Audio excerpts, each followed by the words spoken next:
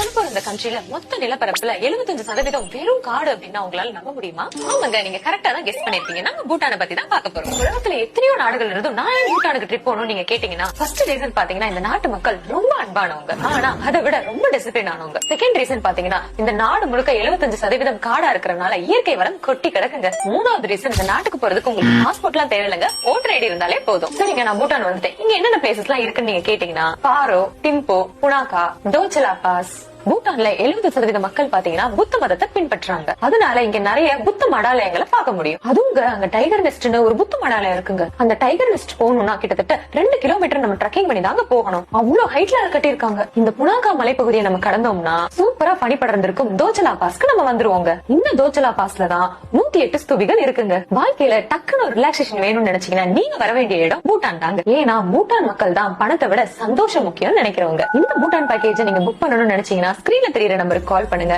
இல்லைன்னா rengaHolidays.com visit பண்ணுங்க.